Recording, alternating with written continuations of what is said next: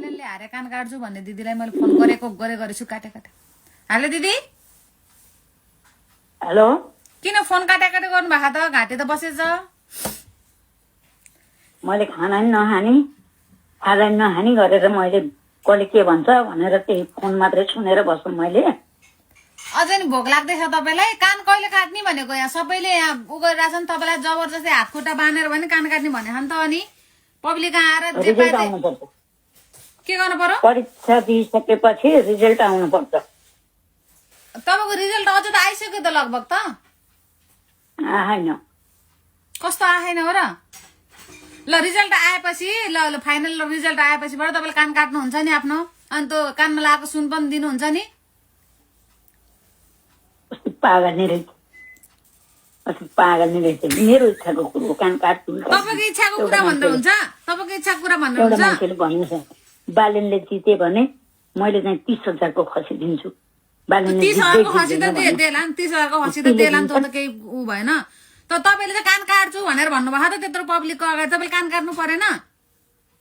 मेरो इच्छा हो तपाईँको इच्छा भनेर हुन्छ सबै मान्छेलाई बेवकुफ बनाउने पागल बनाउने तपाईँको त्यो कान काट्छु भन्ने उसले कति मान्छे डरायो होला नि कता बालेनले हार्ने हो कि भनेर जे पनि बोलिदिने तपाईँ झोले हो केपीको कि चाहिँ म झोले हो भन्नु यहाँ सबैजनाले सुनिरहेछ झोले सही तपाईँ झोले हो तपाईँले तपाईँ कान काट्ने कि नकाट्ने कान त मैले काट्न इच्छा लाग्यो काट्छु काट्न इच्छा नलागे काट्दिनँ जे पनि बोलिदिने त्यसो भए कहाँबाट बोल्नु भएको तपाईँ मुखबाटै बोले हो नि कान काट्ने कि नकाट्ने तपाईँ मेरो इच्छा हो तपाईँको इच्छा भनेर हुन्छ तपाईँको मान्छे हात खुट्टा बाँधेर कान काट्छन् अब तपाईँको ए मेरा त हात खुट्टा बाँधेर कान काट्ने कोही झुन्डेर मर्ने भनेकालाई गएर रसी काट्थ्यौ रसी काटिदिन्थ्यौ झुन्डेर मर्नेलाई देशै छोड्नेलाई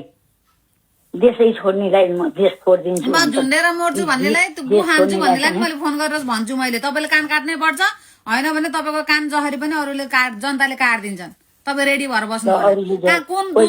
कुनामा बस्नु भयो फोन काटेर जित्छु भन्ने तपाईँले कुन कुनामा बस्नु मर्छु भन्नेलाई पनि रसी काट्न जाऊ झुन्डेन प्रगति के भयो त घाँटी सुकाएर त्यस्तो बुढी मान्छेको जस्तो आवाज गराउनु भएको छ घाँटी सुकाइ तपाईँको केपीको झोले हो तपाईँ झोले आन्टी पार्टी नै छोड्छु भन्नेलाई पार्टीमा फर्काएर ल्याऊ अनि पल्ल मैले नि कान काट्न परे काटुला काट्न नपरे नकाटुला कति बोल्न सक्दो रहेछ भाइमै त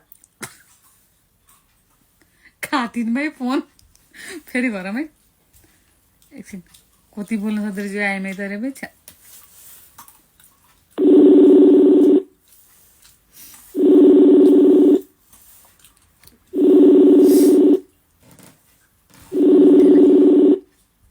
हैरान पाइनु कि मैले त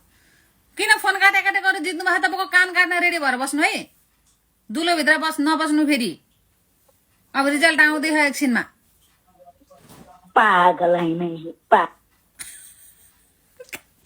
फेरि काट्यो अब मैले गु खान्छु भनेर फोन गर्छु है